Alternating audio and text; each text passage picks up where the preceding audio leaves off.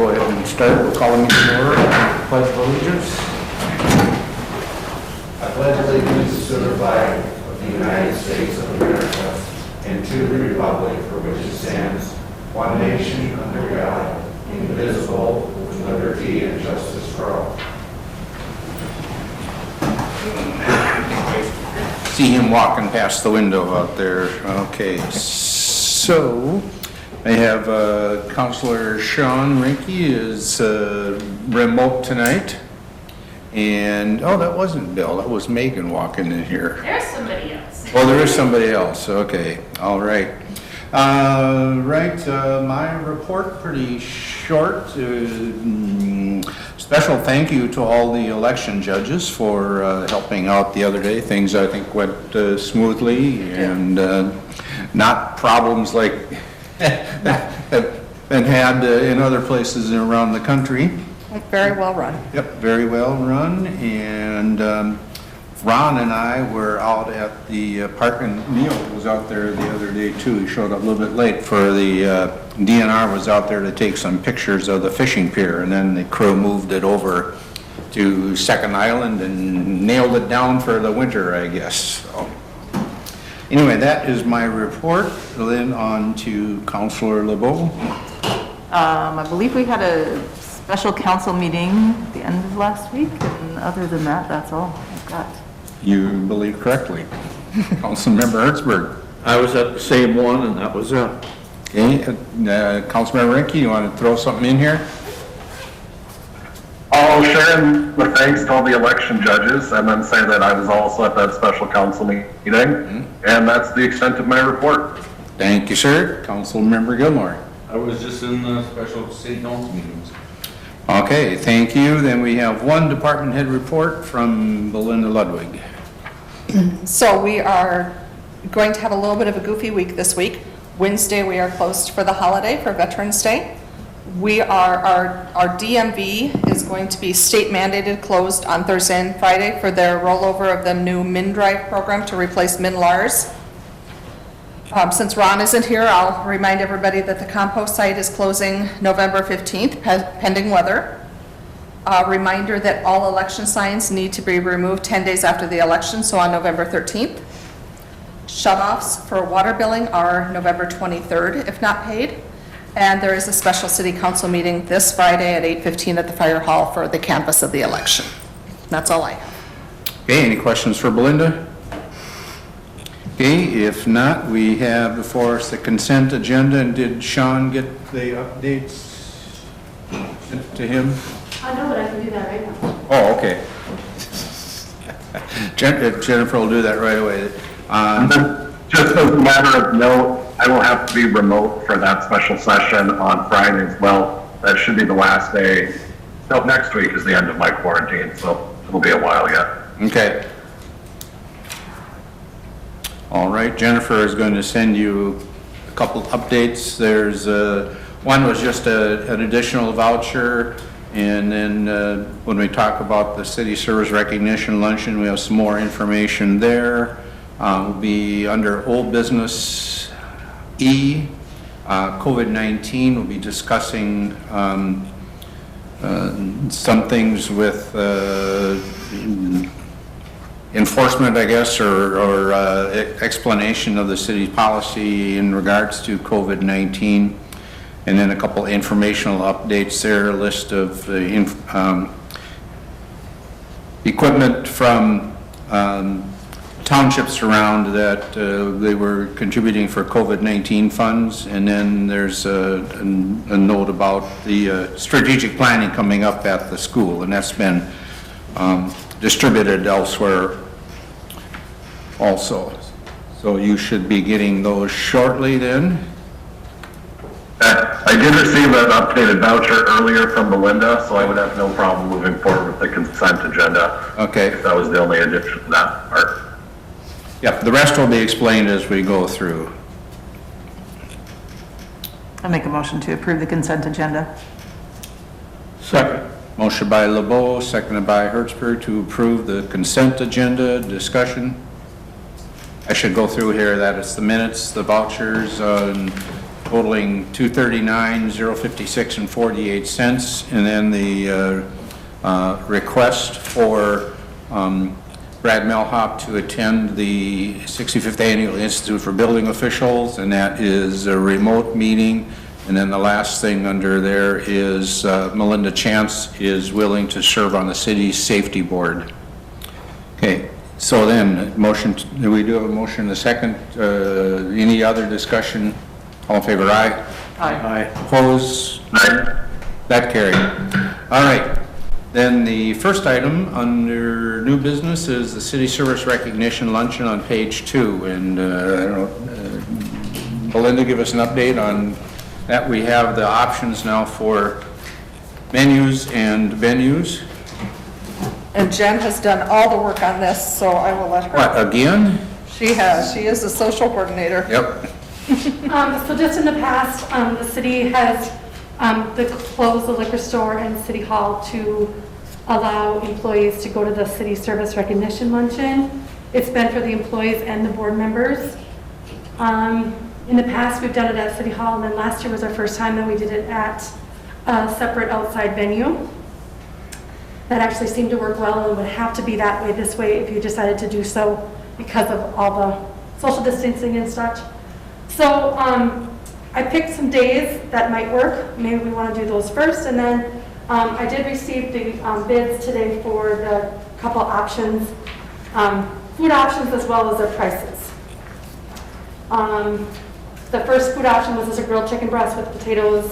Second option was roast beef with potatoes. The Legion came in on less than the Queen Bees on both items.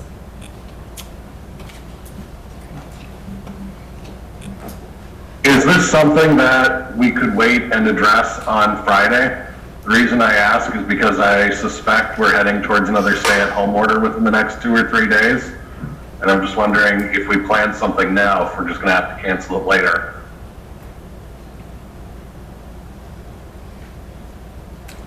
That's entirely up to the city council.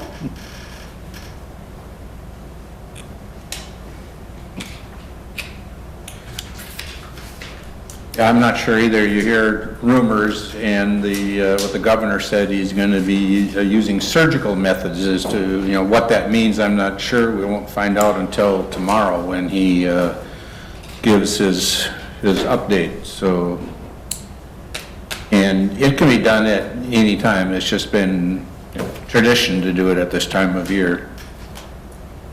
It has, and we don't have to do anything. Mm-hmm. Right now, if you did something, nothing will be published until, late November either, so either way. How many people came last year and the year before? We always have around 40 people, for whatever, about 40, and we send out about, right around that 90 invitations. And we always seem to draw in about 40 people. So 40 people in the back of either Legion or Queen Bees, wherever we go, is plenty of room to social distance. And I actually did talk to both Patrick and Doris from Queen Bees directly before I emailed them out the bid specs about social distancing, number per table, being segregated, doing a buffet line. Both can do it. We would have, beverages somewhere different than probably the meal. We would usher tables instead of everybody just go up. There'd only be so many people at a table, so all those types of things would come into play. People would still have to wear masks, things like that. And there's no problem with putting this on the agenda for Friday because there's ample time to add the item, correct? If I do that after tonight's meeting, it'll be fine. Mm-hmm. I move to table this to address again on Friday at the special meeting in light of any stay-at-home orders that may come down.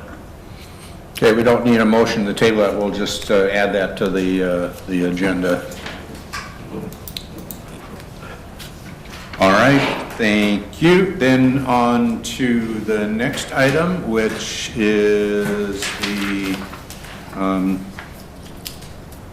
staff office furniture and doing some shuffling within the room there.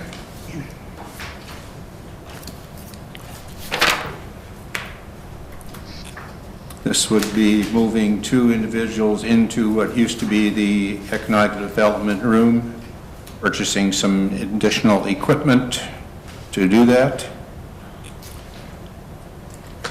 This is basically, we got 2 quotes from the same companies that Paul had worked with in the last couple of years to get cubicles within the EDAP room. Office furniture came in a little bit lower, of course, at the 9,000 mark versus 11,680.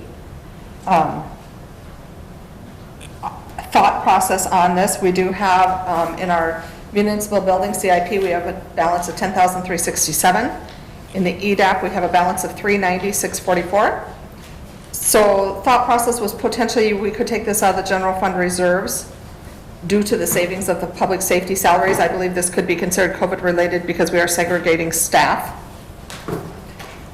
And then save the money in the municipal building CIP fund and the EDAP fund, do a 50-50 split for the new equipment that potentially will be needed in the city administrator's office. The desks in the city administrator's office are in pretty bad shape.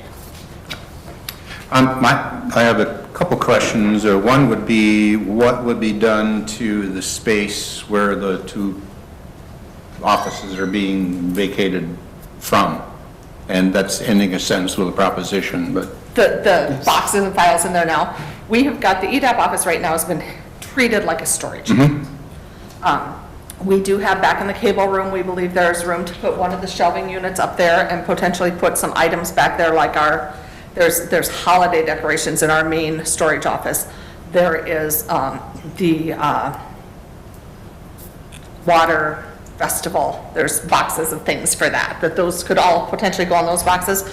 There is quite a bit of space yet, if we rearrange in the storage room right back by Ron's office here, that we could put at least 1 more shelving unit, and we already have the shelving units in the EDAP office. It would just be breaking them down and moving them to put the boxes on them. And then potentially back by Brad's cubicle, that is set up for 2 cubicles. We could set some boxes on the 1 row there. Well, I guess my question is not about the storage, but about the space, the work area in there, that if we're taking 2 out of there, is there going to be more open space in there? Oh, in the main area? Yes. Well, I would believe we will have to hire somebody at some point to replace Stephanie in some capacity. So potentially that person may be part-time in the police department, part-time out front, which would take 1 of the cubies. And if we move the girls up to where Jen and I are, so they're closer to that counter for better visibility of the customers, you know, where Kristen sits right now, she has very little viewing capacity of where customers are at, especially with our lines coming this way now. And then we could use that back, Kristen's, which is the far one back here. We could put our shared items back there like hole punches, the laminator, the paper cutter, some of those items back in there to have a place to go to do all those items, because we are kind of out of counter space for those types of things. Okay. I got a couple questions. One, we can't use anything we already have. We have to buy everything brand new, even though we're just moving desks. I believe you had asked Ron about moving those cubicles, and he said, oh no, we can't do that. Yeah, so that was, the cubicles that we have out front right now were bought through Marco. Marco no longer does the furniture division. Business Solution, Northern Business Products has picked up that same line as that Marco did. They do not have those little plans, but when I asked Ron about, what do you think about tearing apart these and moving them out, and he said no. Part of the reason I think, Len, is we have a counter that runs from Jody's, all the length of Jody's and mine, which is the main central area there that our cash till and everything is, and I think that hooks onto our cubicles. For part of it anyway. And also then the one that mailing runs in table. front of Kristen's. Yes. That our closest machine is on, that has cabinetry underneath it. That is also connected to Kristen's. And then I think he didn't expand on it, but he said no, so I didn't go any further. I said, okay. And my other question is, if we move, or if you 2 move back in a back room where you can't see the people you're in charge of, how's that going to work if they need help? They're gonna have to leave their station, walk around, go into a room and find you and come back, but you'll never see if there's an issue. Well, that was actually one thing that we discussed actually in length. It was the direction of the council to move us off the floor so that the city business would be taken care of, and we were not having people at the counter wondering why two people were always in their pod and not helping at the counter with motor vehicle driver's license, the DNR, when the line was into the council chambers. So the council directed us to do this. Belinda and I went around and around about if we should be moving into the former administration office, because it would be closer to the counter. You would have an ear to it. You can hear, 99% of what happens at the counter. But it felt like we were treading on an office space that was more like a city administrator's office. So we actually, in our original consultation with both companies, we had them but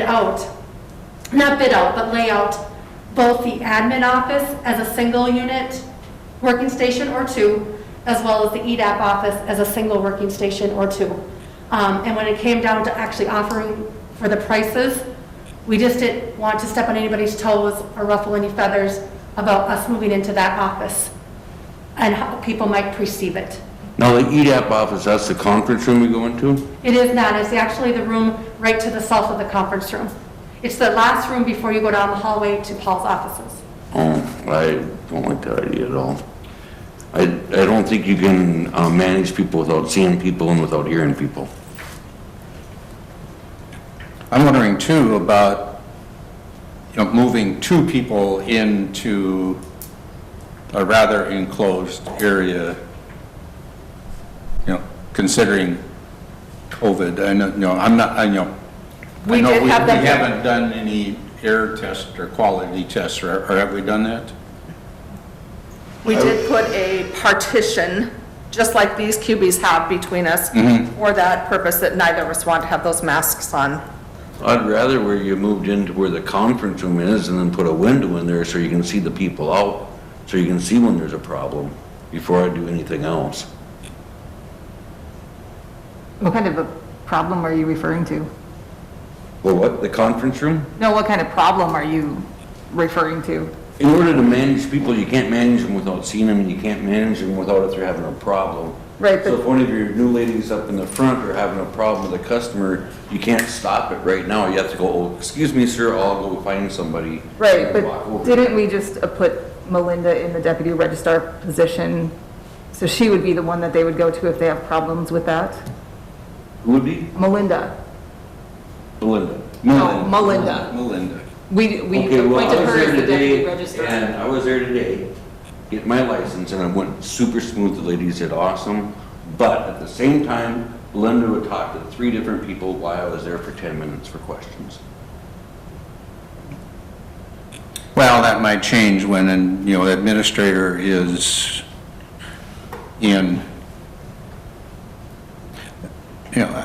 I'm just saying from my experiences, my office is set up so I can see everybody and everybody can see me, so it works better and I can tear off anything that happens. Right, but I'm just saying that Belinda and Jennifer, when our new administrator comes on board, will not necessarily be in supervisory roles.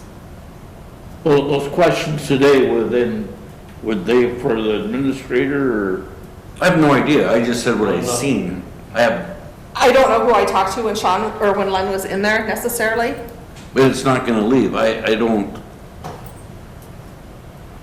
I'm not gonna go with this because I don't think it's the right area and the right way.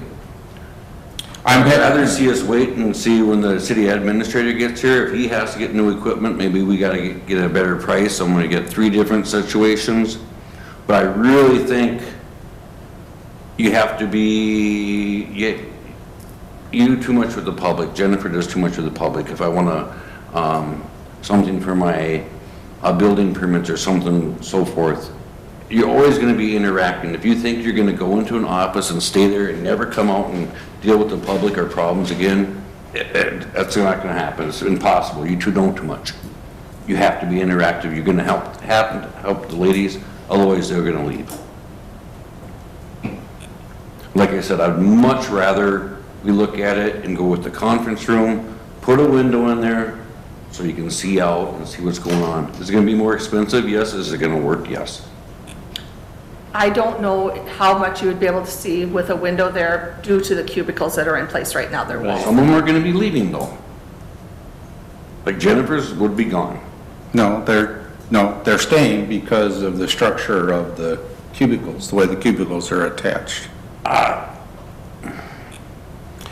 moved so many cubicles. And I don't think the goal is to totally get away from that, Len. I don't think that's our goal. It's trying to be able to do city work, because that was what council wanted, was you guys have to concentrate on that. We don't, you told us not to be trained on the motor vehicle end of things. And we do get comments about the fact that we don't go up to help with motor vehicle. It looks bad that we're sitting there continuing to do our work, because the general public doesn't know that we do have deadlines and work at city level.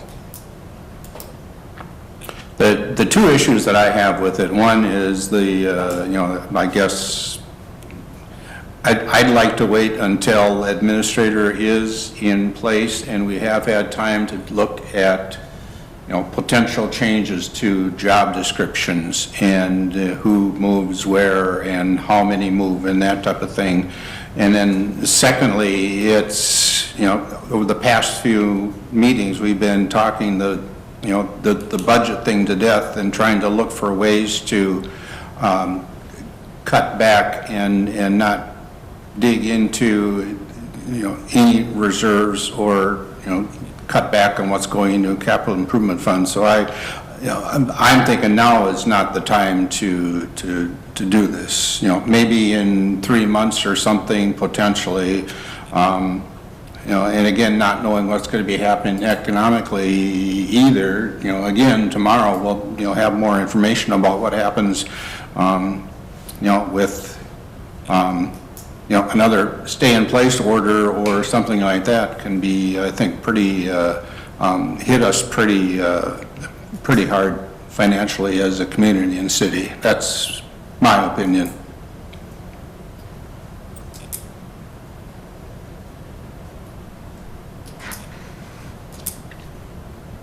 I don't know, I ran some kind of crude numbers this afternoon, and I think that, if I understand correctly, Belinda, we still have the other half of our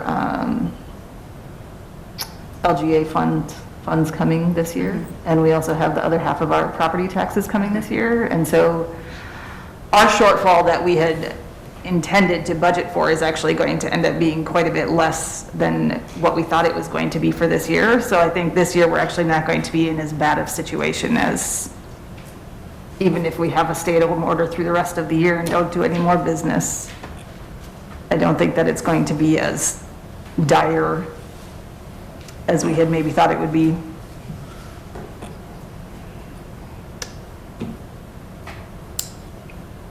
I would hang signs above the cubicles saying city treasurer or whatever for maybe $10 a sign, so people can at least see that, if somebody's sitting there, they're not in motor vehicle. And that is a concern we have, is we don't want to leave the other three girls in limbo and not feel like they have that, I don't know what the right word is, but that Connection, they don't have connection, that we have their back. fallback. We That don't was one of want my biggest things, is That's not one of to our be bigger concerns. a part of that team. Maybe That we was could- one of my biggest concerns. Maybe we could get them all three matching shirts that say motor vehicle.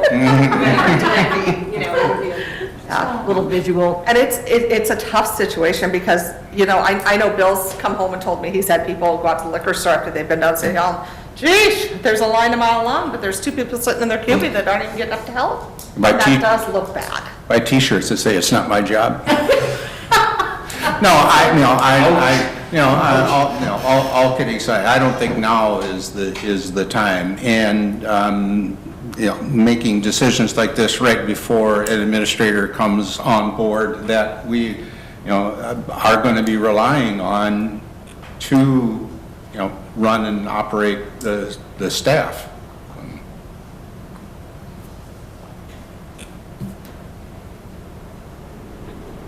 So we're gonna table this? Well, I don't know. We haven't heard from Neil down there. Well, I'm not in favor of spending a ton of money. I don't think the budget looks all that pretty myself, but, redesigning the building and putting in windows when we're worried about the expenditures don't make a lot of sense neither. What about switching desks to bring the ladies that work motor vehicle up to the front where the public sees them and maybe moving you guys further? Is that an option?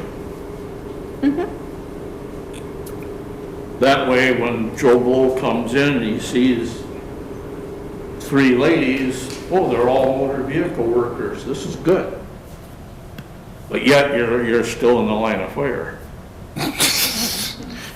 We actually talked about that also, and that the only thing contrary to that is that we become further away from the new city administrator, which I believe we're gonna deal with him the most, more over the motor vehicle driver's license and DNR department. That was the only other thing. But we can certainly stay where we are. We actually talked about that also, because the numbers came in a lot more than what Belinda and I had expected, but we were following through with what the council had directed us to do. And, we're fine staying with where we are, and maybe the norm out there, the perception is just gonna have to change slightly. And I've thought about moving down, might be an option. There is the additional cubicle space back by Brad. I don't know how much he's expanded into that, because he has a lot of stuff with his building files. But that was originally a 2-person cubicle back there.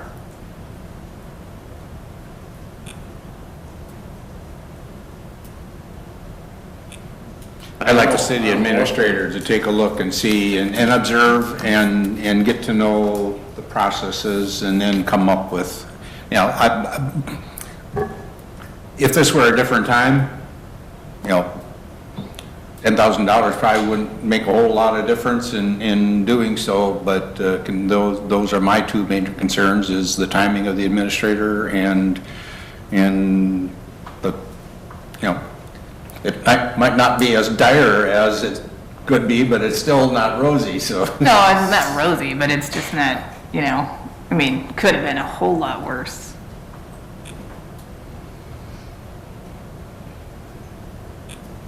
Yeah, I guess, I'm not sure if we should put it on hold or nix it and start over from square one. Well, I'm decided on that. And we can just, table it until, February, March, April, till, our new city administrator gets his feet underneath him, and, we're not going anywhere. We can table it, we can take it off, we can bring it back. Yeah. Budget and Finance can look at it after the first quarter numbers come in. I'm just concerned that the front ladies rely on you 2 so much that you would take their self-confidence away by going away.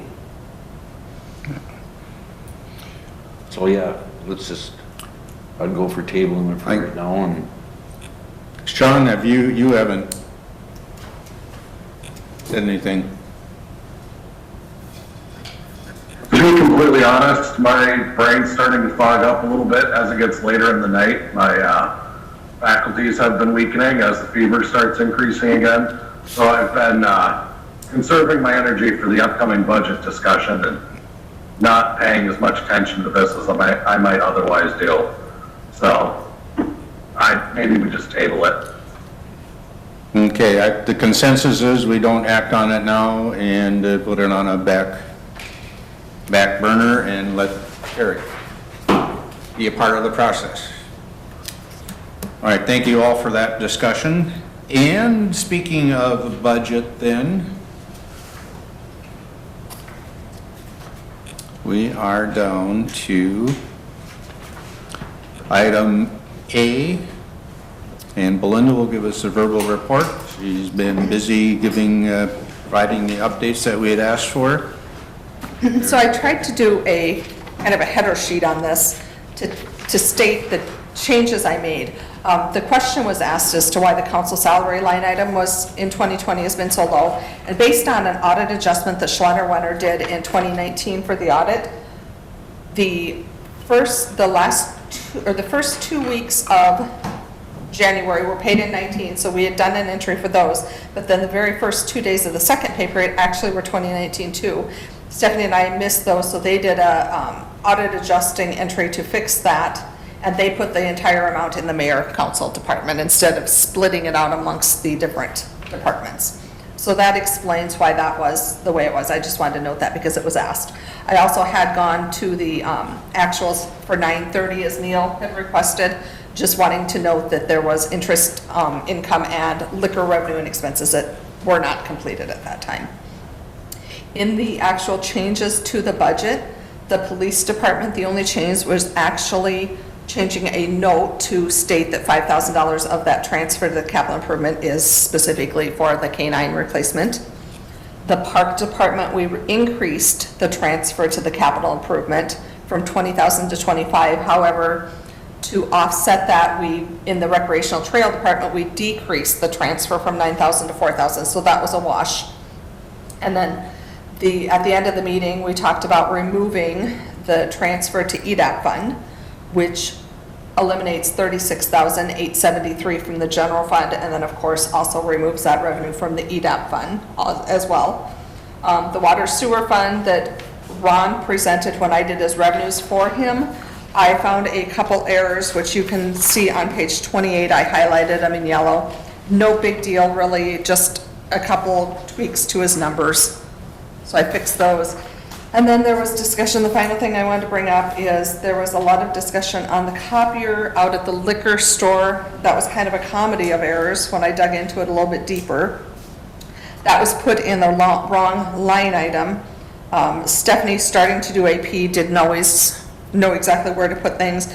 Jen and I were trying to code things. We were coding the press bill, unaware that Renee used to give a copy of that to Bill to look over.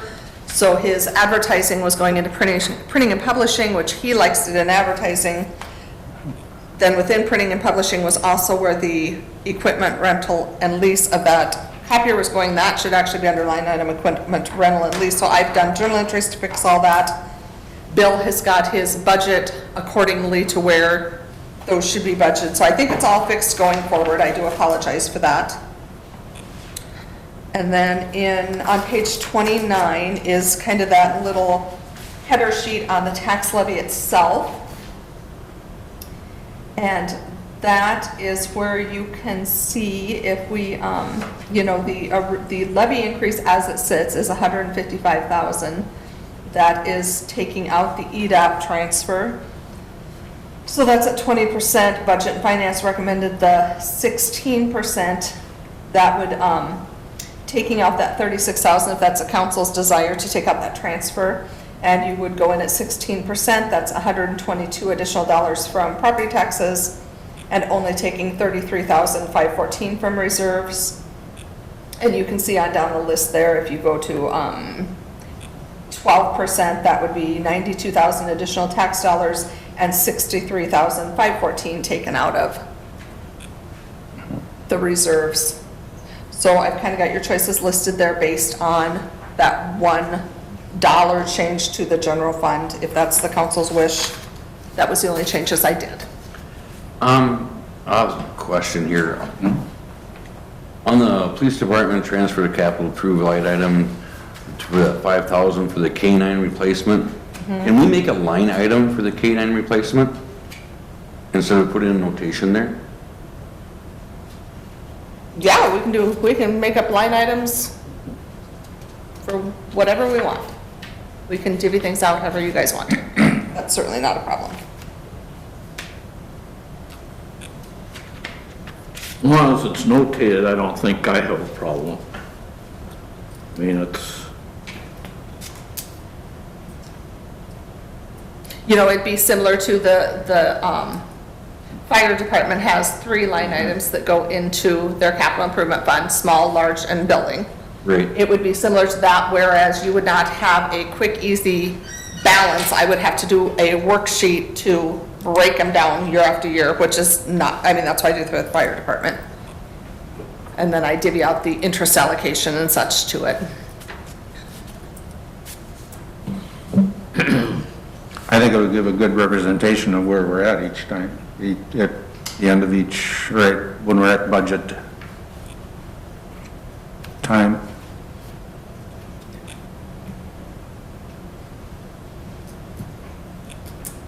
So you want me to add a line item for transfer to canine, and we will change the transfer to the capital improvement. I may retitle that one to separate it out, because both would be capital improvement.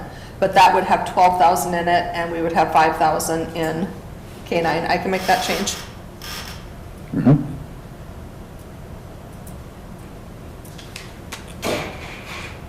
Well, hi, Sean. Oh, lost him again. Yep.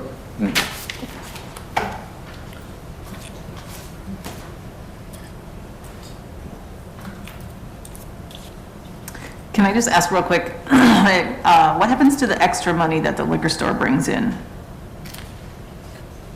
It stays, it's really the same as the general fund. If it's not transferred to his capital improvement fund or transferred to the general fund, it sits as his reserve balance. Okay. I couldn't hear the question. Could you repeat that, please, Alicia? I was just wondering what happened to what happens to the additional liquor store revenue at the end of the year that wasn't budgeted for? Okay, thanks. So we would have that option at the end of this year to transfer some of that money? Yep, we never do his, I believe in 2020, the balance, or the transfer is 37,500. That's the very last transfer we do of the year, and we actually don't do it until audit. Because we want to make sure that when the audit is complete, he has enough money to cover that transfer. So at that time, Ryan's going to come to me and he's going to say, yep, there's plenty of money, and even after this transfer, we have X amount of dollars left over. Then the council could deem to either put that in his capital improvement, leave it where it is, transfer to general fund. Okay. You're talking about the excess over the transfer amount, correct? Or the whole amount? Right, because I mean, your sales are up this year a little bit, so there might be some extra money that wasn't necessarily budgeted as, We're hoping so, yes. yeah. Okay.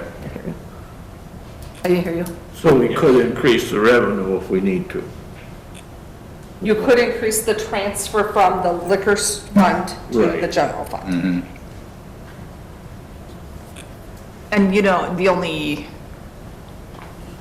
reserve fund snapshot we have is from the audit, right? And it was like Correct. roughly 1.5 million. Correct. Okay.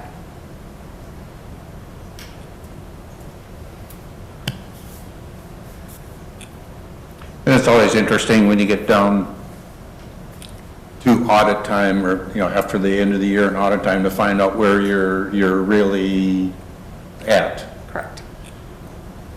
Quite often, it's always not a shot in the dark, but it's a best guess, and, with snow removal or any type of things like that, that can just really make a mess with your budget.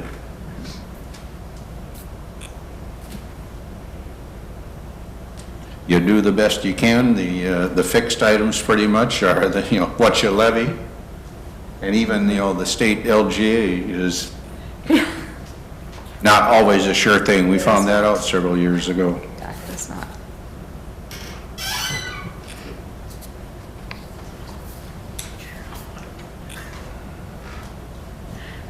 And I have to get you some grease for that. Any comments about where you think we're headed here as far as increase? Well, if we look at our history, we had years where we only did a 2 or a 2.4 or 2.12, and we still took money out of reserves, which is pretty ridiculous. And that's way back in 13, 14. And then we went the other route and started increasing, but we're still taking 30, 25, 25. Those additional dollars are what the increase brought to the budget. Those are not money coming out of reserves. Oh. So So if you look at, are you looking at the numbers going across over the years? Yeah, additional dollars. Yep. So if you look at 2011, you see the property taxes are 531,828, Yep. and in 2012, they're 542,194. The difference between that is the $10,366. That is not money that came out of reserves. In the earlier years, we always went in with a balanced budget. Okay. Another unknown too is, what changes as far as the property tax rates or an increase in taxable capacity. That's always worked to our advantage too, because we are, moderately growing as far as tax base. And that's hard to calculate. You can't always rely on those, but, we have a fairly long history of increases due to that, which has helped that bottom line. Yes. And, just because we say that, like, let's say you're going at 12%, if you're going at 12, that doesn't mean that my house, I'm going to have a 12% increase. Yeah. Well, the one thing we kind of talked about, one or two meetings ago, county taxes are actually decreasing. Correct? That's the report that I've seen, is that the county rate is decreasing, and I'm not sure if that's because of, I doubt it's because of reduced services. I have a hunch it's because there has been moderate growth throughout the county. So with that in mind, if we come in a little higher, at the end of the day, it might not be an increase from last year in your taxes.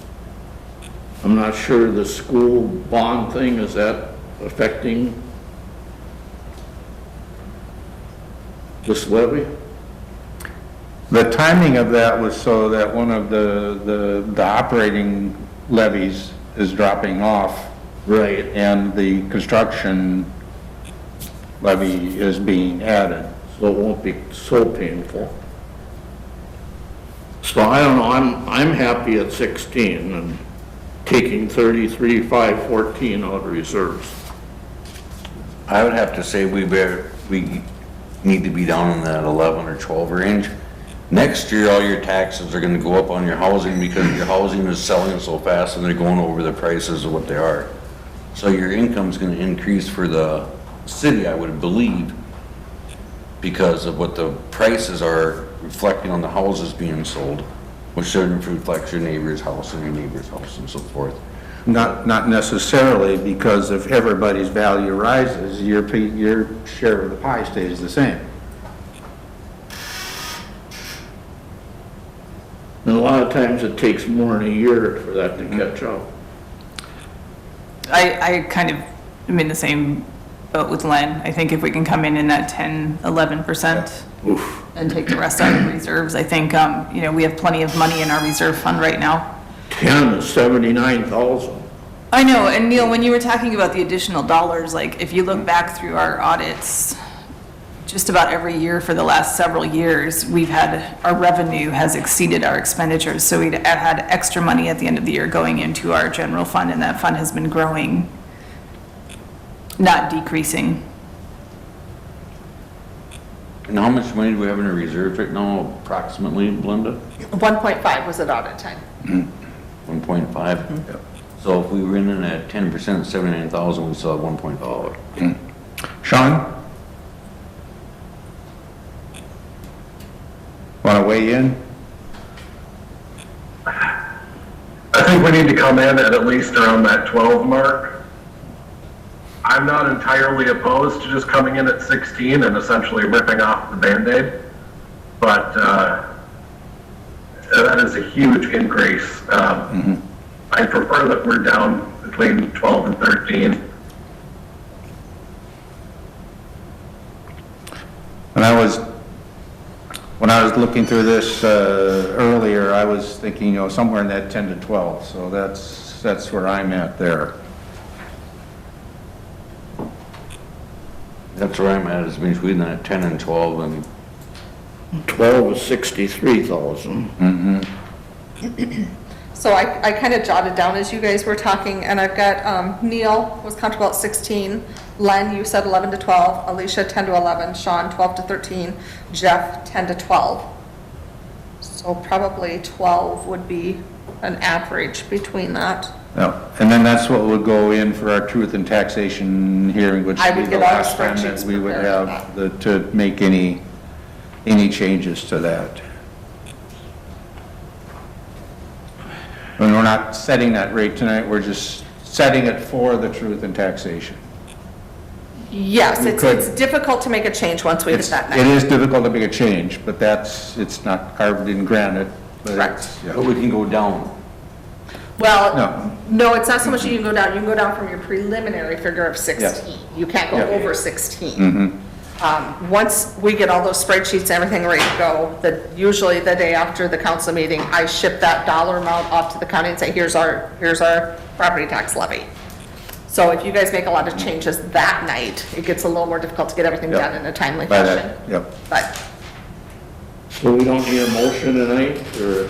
it would, It would be nice to have a motion so that they have that as a basis for the preparation of the truth and taxation documents. I'll make the motion to go in at 12. That's a little increase over last year, so I guess I can live with it.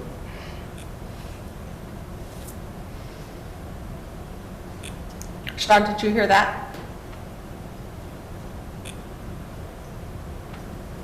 I heard a motion by Neil for 12 with a second by Len.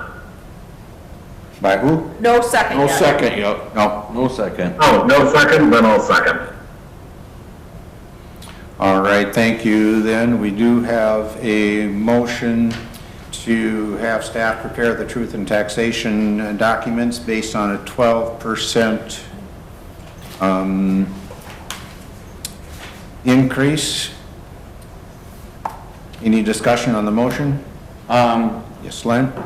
Just real quickly, just to verify something here. In 2019 to 2020, we had like a 6% increase or a 5.7% increase. So in actuality, right now, from 2020 to 2021, we're gonna have a 2.5% increase. Am I reading that correctly? No? I'm sorry, say that again. Or is that the levy percent I'm looking at right now? Yep. Last year was at 9.5. So if we're going at 12 this year, it's a 2.5% increase? No, it's No. 12% from last year's figure. So that 759,000, you start at that round, at that point, so you're gonna go 12% above that, which is. Okay, I was looking at this wrong. Okay, gotcha. Now I understand. Okay, Okay, any other discussion? All in favor, aye? Aye. Aye. Opposed? Aye. are you opposed or are you for? That was 4. I don't know if there was a delay, but I was in favor. Okay. There's a delay in it. That's right, we'll, I don't know if we should talk faster or slower, all right. There, the motion does carry, nobody was opposed. Thank you. Okay, now on to item B, the affirmative assessment for senior citizens on page 103. This is something that's coming to us for final approval now, if I remember right from going through this earlier, and I get down here, that we had discussed this, been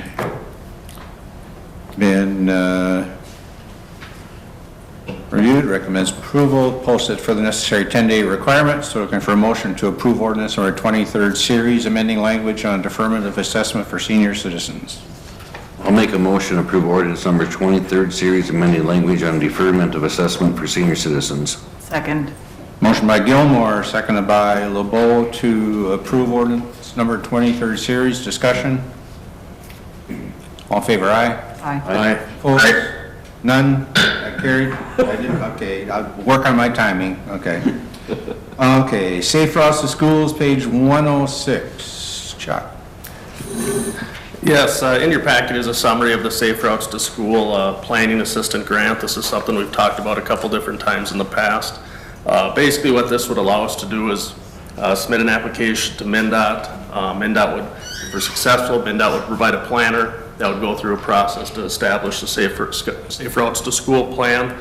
A Safe Routes to School team would be put together to go through this process, consisting of people from the school, the city, and as well as the community, probably somebody from the hospital.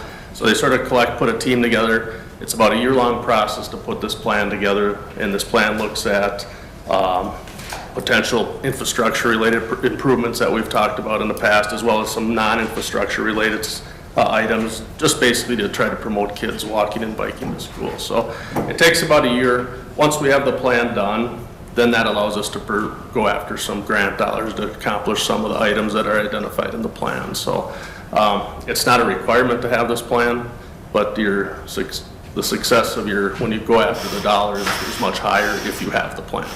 And this is covered 100% by MnDOT. Like I said, they provide the planning assistance for it. There's no local match required for the plan. When you move forward into the infrastructure after the plan's completed, there would be matching requirements at that point, but that's something we can talk about later. I'll make the motion to submit a Safe Routes to School Planning Assistance Grant application. Second. Motion by LeBeau, seconded by Hertzberg to submit a Safe Routes to School Planning Assistance Grant application. Discussion. All in favor, No aye? discussion on this, but I have some questions after the motion before we move on, if we can. Oh, okay. We'll proceed to vote. All in favor, aye? Aye. Aye. Opposed? None? That carried. Question? Chuck, Ron had called me after you met with Matt Bullard about the crosswalk flashers by Carl's and the Dairy Queen there on 55. And he said that the school was maybe willing to work with us on purchasing those. Do you know anything more about it? I forgot to follow up with Ron. And what do we need to do to get going on it? I guess I missed part of that, but yeah, we had some discussions, Ron, Paul, I, and Matt, about those locations. I am pulling some costs together on what it would cost to purchase some of those rapid rectangular flashing beacons for those particular crossings. So hopefully I'll have those costs pulled together here in the near future. Okay, thank you. Okay, all right, on to item D, cable live streaming, and as typically happens, or quite often happens, when you start talking technology, you find something that that doesn't fit or doesn't work. Yes. So, hey, Rudy. Hello. Interesting. So we had a little bit of a problem. The company that actually designs this equipment discovered that the equipment that you have here with the server and also the one board is not compatible. Okay, Sean, can you hear him okay? Mostly. Mostly, okay, yeah, we're using new equipment here. So and unfortunately, we knew that it wasn't compatible. You grab that too for me. Yeah, sorry. There you go. So we knew that, and our sales rep knew that it wasn't compatible, but we thought maybe it was a new standalone system, but it is not. So we're just going to come back and look at the only other option, which would be the Hilo, which would be the streaming setup for YouTube. And the difference is, I think the other one was 4,100. And this one is down to 1,200. 4,175, you would just have to do whatever you need to do to switch over to purchasing this other system. And we are waiting for one more bit of equipment, a bit of information on it, and that would be to make sure that the 9 megs upload and 61 download is going to work with this. It should, Kristen had these numbers, and then she looked at YouTube too, and YouTube does 6. We're looking at the connections on it too, because this is actually an H.264 streamer, and most likely we'll be able to adjust accordingly to the speed that we need. But everybody is kind of tied up these days with things, so it's a little slow in getting the information. So it would be best to go ahead and look at this purchase with the contingency that we do have the correct upload and download speed with it. And then we had also planned on trying to get the information for the full-blown system that we had briefly touched on before. If this equipment is purchased, we met with Belinda and Kristen last Thursday, and it looks like there's around maybe 8,000 left after you purchase this. The other equipment for the full upgrade is going to cost more than that. I did some reading though, because I had a chance to work with the former city administrator 4 years ago when we did the cable franchise. This is a 5-year franchise, so there's only 2 years left on it. So we really want to make sure that we get together and meet, because there's another funding source in here to purchase the equipment for capital equipment. I don't know how many people have read it, but I worked with them, and there's a lot of things in here that really, where we should sit down with the city administrator, the mayor, the council, whoever wants to, or the city attorney, and go over the franchise. I understand it. I've worked with it for many years. There's a lot of options in here. Next year, toward the end of the year, you're going to need to also look at doing some things to start negotiating again, because this is only a 5-year contract. It was signed in November of 17, so we have until December 21, 22 to do that. But you have some things trigger, and the additional funding source is one of those that takes a 3-month trigger. So sometime before the end of the year, we will have what we need to find out what the cost will be for the full system. But as I needed to read the franchise to find out what is covered, what the city is responsible for, what the grantee, which the cable provider is for, and there's a lot of things that need to be discussed, and then the council would need to make a decision on what they need to do and direct us or whoever we need to make sure that not only the franchise is enforced, the trigger is enforced. There's also some negotiations in here that we can look at that is something that can be done so that we can maybe negotiate it outside of the contract or outside of the franchise, or even extend it too. So it all comes from the cost of the new equipment, HD, the connections and everything else. So I would hope that if we could at some point look at that, because that is the funding mechanism that's already built into it. And sometime it would be nice if we could do it by the end of the month. We haven't had a chance to talk about that yet. We're working on it again today. We've been working since Thursday to try to get as much information as we could, but there's a lot of positive things that are happening within the franchise that the city really should look at too. And I don't know how many people are familiar with the franchise since it was done by a former city administrator, but I did have the opportunity to work with them and make sure that we have some things in there, and talk to Kristen about a couple of things that we're going to work on this week that's in the franchise, and make things happen and make it work. Hopefully get the equipment, the rest of the equipment paid for through the franchise. Great, thanks for looking into all this, and a lot of that technical stuff is Greek to me, but yeah, luckily I worked on the franchise for the city. We've done 2 of them so far. We're working on a 3rd one, and then was able to work with this. So they're usually 10-year franchises. I was glad that I reread it because it's a 2-year. So there are some things that need to be done for sure next year in order to make things happen for a further extension of the franchise.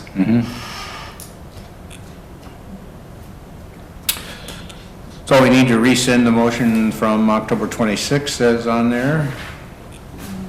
We don't need to, but that's suggested. I'll make a motion to rescind the motion from the October 26, 2020 City Council meeting approving the quote for Tightrope live streaming edition in the amount of $4,175. Second. Motion by Gilmore, seconded by LeBeau to rescind the motion from the October 26, 2020 City Council meeting approving the quote for Tightrope live streaming edition in the amount of $4,175. And if memory serves me correct, and it would surprise me if that was, if anybody voted opposed that, I'm assuming it was unanimous. So the motion to rescind and the second is in order. Any other discussion? All in favor, aye? Aye. Opposed? None? Carried. I'll make a motion to approve the quote from Alpha Video for the Aja Hilo in the amount of $1,240. Second. Motion by LeBeau, seconded by Gilmore to approve the quote from Alpha Video for AJ A Hilo in the amount of $1,240. Discussion? Is that to come out of the capital improvement fund? Did Rudy suggest that be contingent on the, Contingent on making sure that we have the correct up and download speeds. Yep. We believe that, but we want to make sure, Check. double check it. Yep. We're going to double check it. Yep. Good catch there, Bill. We understand that? That's contingent on contingent on the that. system being able to handle it? And with this, we'll be able to live stream the meeting. Yep. Yeah, to And YouTube. you can go to the city website and click on streaming or Yeah, we'll whatever. be able to upload a link to the meeting, so, and schedule meetings, so like how the school schedules live streams of their sports games, we can Right, post they- the link to our website, being this is where you'll find our council meeting on YouTube. Well, I hope it'll work. And that, it was to come out of capital improvement funds. Originally, the Originally, first so, yeah. dollars were, so. So that's understood by all? Anything else? All in favor, aye? Aye. Opposed? None? That carried? And then just one more thing, the piece of equipment is called the Black Magic Design Mini Converter. That actually is already being sent here. It was being sent as a part of the other one. So I told Kristen to just look for it, just keep it here, and then that will be part of the purchase, but it doesn't need to be built separately. We'll just make sure it all gets put together. Okay. And then if there's a time that you all can find that we can actually sit down and just talk about some of the things in the franchise, it would be very beneficial. Great. Bill? we do that. Yep. Yeah, absolutely. Put that in your tickler file. Maybe that could be on a Maybe I- future work session? Or, I don't know how many people need to be, I mean, who wants to be involved in that? I don't know how many people are anxious to. Anxious? Well, we can't have any more. Willing.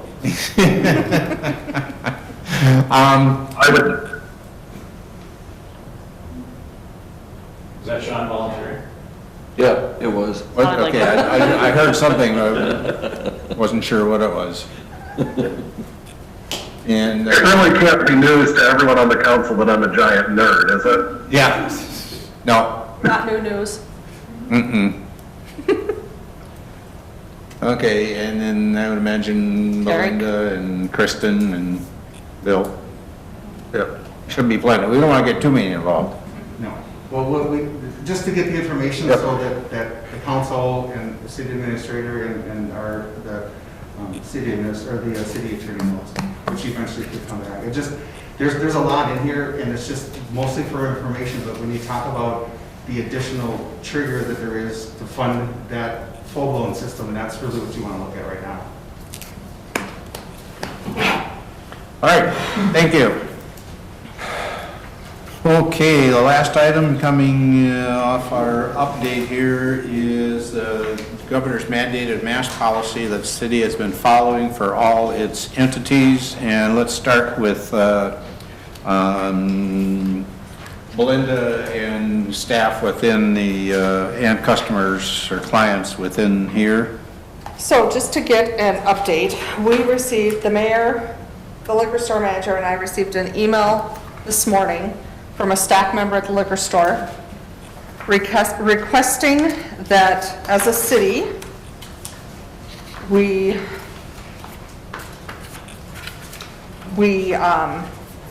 hit the hammer a little bit harder on the mask mandate. Her email states basically that we have an option to wear the mask, and that is not how our preparedness plan reads. Our preparedness plan actually reads, masks are available for employees and required for employees, customers, and visitors per the governor's order 20-81, which if you read the governor's order 20-81, it states that everybody is to wear a face covering with the exception of individuals with a medical condition a mental health condition, or a disability that makes it unreasonable for the individual to maintain a face covering. It also excludes children 5 or under. So that's a policy we have always gone by. You know, I know here at City Hall, and I believe the liquor store, I'm not sure how they handle it exactly, but the girls will say, you know, we do have masks available for you to wear, and if they say they have a medical condition, we let it go. And that was kind of the direction at the time when we were talking. Council said, do not be confrontational. If they say they have a condition, offer the mask and let it go, be done, because you then risk the confrontational end of it, because it is a pretty passionate subject. So we went back and forth a little bit. The mayor put in a couple tidbits. I did. The liquor store manager had some points. I'm sure he would like to discuss those. Bill Spooner had a couple ideas. So that's why we're talking about it tonight is, Didn't the governor also say that it wasn't supposed to be confrontational? Yes. yes, Yes. So all you can do is ask and that's it. And offer, which we do. Right. That's pretty much all you can do, right? I don't think it's really all you can do, but it's really all, almost anybody is doing. There are businesses out there that won't let you in. I mean, I think Centricare won't let you in. I mean, you know, so there, I mean, there's businesses that say, look, you're gonna wear a mask or you're not coming in the door. I think Melinda thought Menards basically had that policy.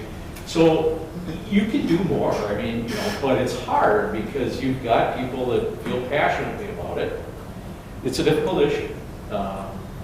You know, but, you know, I think the two things that I suggested that you can do is you can say, you know, if you really don't want to wear a mask, we're happy to bring an order to you. And, you know, you can offer the shields. If people don't like a mask, you can offer a shield. Microphone. Just to be sure. Yep. So, I mean, but those are, I mean, that's about it, you know, I mean, there's not a lot of room there, and, you know, you're gonna irritate people if you push hard. But some businesses have made the decision that they're willing to do that. I don't think they're going out of business because of it, but, you know, it's a weird dynamic. I'll interject that most of the ones that are enforcing it are big box stores. We're not. We're a small town, Yeah. and they can drive 10 to 15 miles, and they have. I reached out to our association today. That's what we pay our fees for. Got our opinion, which is in here, and then I surveyed several outstate stores, because several of in-state, in Minneapolis stores are, you're not coming in. But they also have a bigger pool of customers to grab from. One in northwest Minnesota, they were hard on it. They were losing business, so they stopped. One straight north of us here, 3.5 hours, they are mandated that they have to have a mask or not allowed in the store. She's losing business. The other two are like we are. We have that option. Here's what we do. And it's hard for us on a Saturday and a Friday. We try and greet everybody at the door. It's easy to say hi. It's hard to say when you're waiting on this customer to say, hi, you need a mask. So we struggle, and I'm not gonna lie. And it's hard as you go into other businesses that are private. We're all in the same boat. We're just trying to survive, and it's hard. I don't think you're gonna be able to, Menards and so forth have somebody standing at the door and taking the heat for them. I would like to know how you're gonna get your employees to kick somebody out of your store. I'm not. Not wearing a mask. We're just talking about I raising. don't see that. We've been, All can go down there and sit by the door. we've been talking about how we can raise revenues for the city, and that would not be a way to do it. I feel for you. I don't know what the right way of doing it without doing what we do at our office is we have signs up and we have another sign when you walk in the door with the hand sanitizer, and we hand them masks and we do everything we can, but all they have to do is say, Medical. yeah, I got a medical or whatever. You know, I don't know how you can do it without being pleasant about it and as of If they don't, Saturday. they don't, I don't know. And we have plexiglass up. There are gloves available. I don't believe any of your staff, including the one complaining, are using those gloves. Not anymore, no. They were at first, some were at first, but So- not everybody is. We've done, I believe, our due diligence as a city. You know, we're hitting about, just according to these numbers from what was in the email, that's 87%. And when I was talking to fellow managers in the business, they thought that was pretty good. 87% of our customers are wearing them.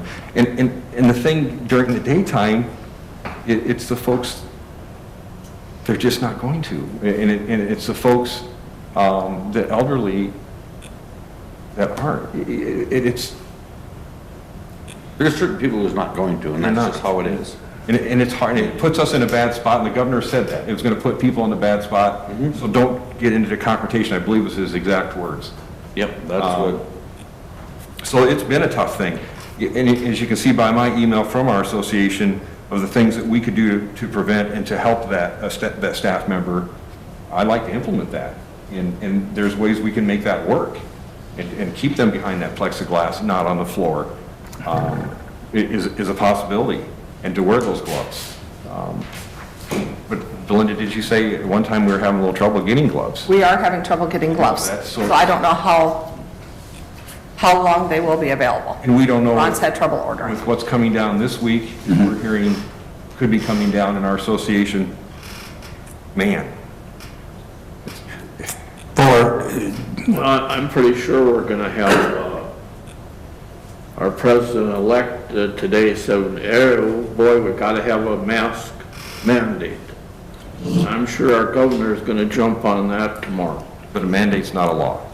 But does that mean Paul's gonna shoot me if I don't wear mine? Well, you know, it's, there's different ways of, you know, calling things too, and, you know, in a national state of emergency, it's my understanding that that could be, you know, enforceable. So they claim we're close, I guess Utah is. But, is there a way if, and we did that at my office, is if somebody has an issue with people coming in not wearing masks and so forth, we just move that person to a different position so they felt safer. Well, and that was That's what we did. I don't know if that's an option in your world. when we talked with our association about different things that other cities have done to protect the city, was to make, you know, behind the plexiglass wall, you know, get the gloves out. Don't let that staff member, if they're uncomfortable, some cities are not allowing them to work the sales floor at all. Now, if they are alone, which Monday, Tuesday, Wednesday, they do close alone after 8 o'clock, but after 8 o'clock, you're talking 6, 7 people, that they would be not stocking, doing any of that. I could come up with other items for them to be doing during that 2-hour time frame. And then we're gonna have to figure out how to mop the floor after we close. You know, we'll have to figure that out. So there are options. Most of our staff, and I'll have to have that discussion with each and every one of them. We've talked about this since day one. You have to make a decision what's right for you and your family. Right. So, and I do as well. so as far as the existing, policy by the governor's executive order, here within the city hall, do you believe that we are following the guidelines as established by the executive order? I believe we are. And We there have are. not been any issues? You know, we don't have near the quantity of customers come in without a mask, and maybe it's because they have to stand in line for so long, they don't feel as safe that they wear a mask. We maybe have 1 or 2 a week that don't wear a mask. But, you know, I remember the first guy I weighed on the counter that didn't have a mask on right after the mask mandate. I asked him, I said, sir, I said, we do have masks available, can I offer you one? And he looked at me and he said, I am so sorry. He said, I tried to wear one at Menards the other day and I about passed out. He said, I can't do it. So he truly had a medical condition. He said, if you have any ideas for me, let me know. So some people, it truly is. It's not, they're just not saying it. And at the, you know, and Ron's not here, and it's a little different there with the public works that are out and about and, you know, quite more often than not alone or whatever, but I mean, I'm assuming, you know, the policy is in vehicles that they're masked or... The executive order and our preparedness plan says every employee that comes to work has to take a temperature, they have to answer a series of questions before they come in the office or the building, in the building. Every staff's supposed to be doing that at every shift. If they're in a vehicle together, they are supposed to be wearing masks. If they are working outside in a way, in a manner that they cannot social distance, they're supposed to wear a mask. If they can social distance outside, they don't have to. But yeah, if we leave our QBs, we are to put a mask on whether we are open or not. The liquor store, if there's 2 people working and they don't have any customers in there, they have to have their masks on. Which we do. Chief? We usually work alone, so. Especially now. Especially right now. Especially, yeah. One of our fellow stores was turned in for not wearing masks to staff, which they were, and it went from an unnamed caller to the not medical, but whoever they report to, which went to the sheriff's office, which went down to the local police, which came to the city administrator, then came down to the liquor store. And that was the investigation, you know, and it was falsified because they are wearing masks like we are. So it has happened, you know, and we see that in our association with bars. Everybody was turning everybody for a while. It's not pretty. And I would be happy to send an email out to all staff to remind them of what the preparedness plan says, if anyone feels that's necessary. Things are okay in our engineering department? Yeah, I'm usually in my truck by myself. Yeah. No ride-alongs anymore? Yeah. Drive your own vehicle, follow me. And as far as at the liquor store, you're confident that things are being attempted according to the executive order, and you are Well, it's- trying to make accommodations? We're trying our best. I mean, we're not, we just can't with the business when it comes in all at once, you know. Could we do better with stay in your vehicle or curb policy? Yeah, I can promote that more. We can get on Facebook and do that. I'm just leery to invest the money in the computer end of it because I don't know how much that would get used, where you can order online. I just, we don't get those calls that we were getting before to deliver to my car, but 1 or 2 people yet. You know, a lot of those people have gone south for the winter that were taking advantage of that because we were doing that. So, yeah. We do have signs up in all our buildings, On the front public door. buildings, saying masks are required. The masks are as soon as you walk in the door. And it's some of the same people where every time they come in, or they get a different, some people grab a mask as they walk in. A lot of people do. A lot of people, they'll see us with their masks on. I forgot my mask. So they're going back to their cars. It's not, but, and I imagine last weekend with opening hunting, maybe the numbers were up a little bit. So, if you did the curbside service, people would have to give you a credit card number or debit card number? you're taking or that over the phone. over the phone, and then you security issues with... Yeah, and I only do that with a few. And then those numbers are, it's destroyed. Bill? Yes, sir.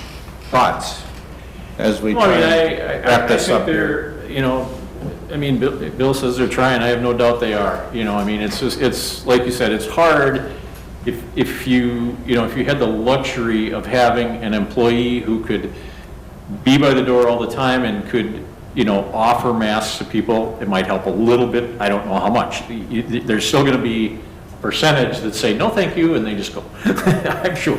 Well, and it's some of the same people we see, we know they're not gonna wear them. And we all know who they are. Yeah. You know, and I see those people a lot. Some of my part-timers aren't gonna see them as much as I do because I'm there every day. They're there a couple days a week. I don't think it hurts to ask them anyway, but, but, you know, I mean, all you can do is try. You know, it almost seems like you should ask them, even though you know they're gonna say no.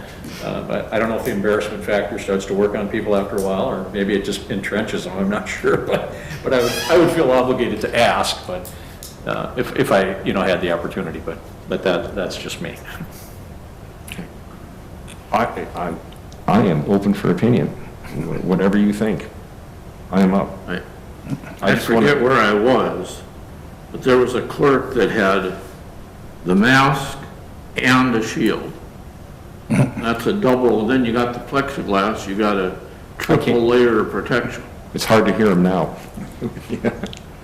As far as everybody I've talked to and all the business I talked to, the biggest consensus is, we're trying.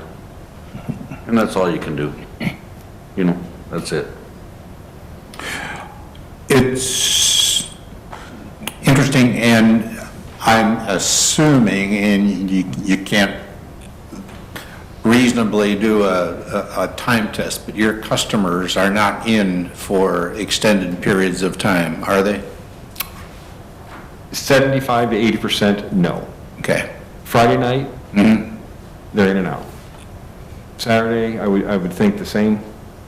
The shoppers are Senior Citizen Day. A lot of them aren't wearing them anyway, or a lot of them are. I mean, it's a toss-up.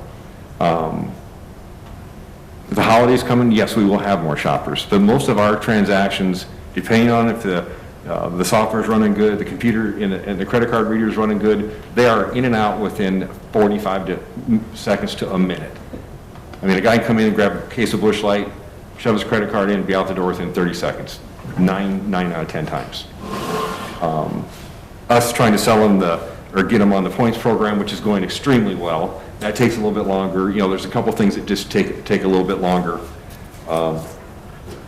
Myself giving them a bad time also takes time, you know, but most of our people are pretty good. And that's a super good point, because actually, Bill, you sent me, and I'm trying to remember if it was 15 or 20, but if you are an employee that has been around somebody who has tested positive for COVID, you are considered the exposure time if you are with them within 6 feet, within that social distancing, for a minimum of either 15 or 20 minutes. If you were just a quick in and out with them, you're not considered exposed. Those are the 2 criteria in order to be considered exposure to where you need to quarantine. Well, and so several of them that I visited with this afternoon, we all take cash. You know, there's hand sanitizer right there. Some of our staff are really good about using it every transaction. But those people coming in, if they have COVID, even wearing a mask, you just don't know. You don't know where it's coming. That's the hard part. So,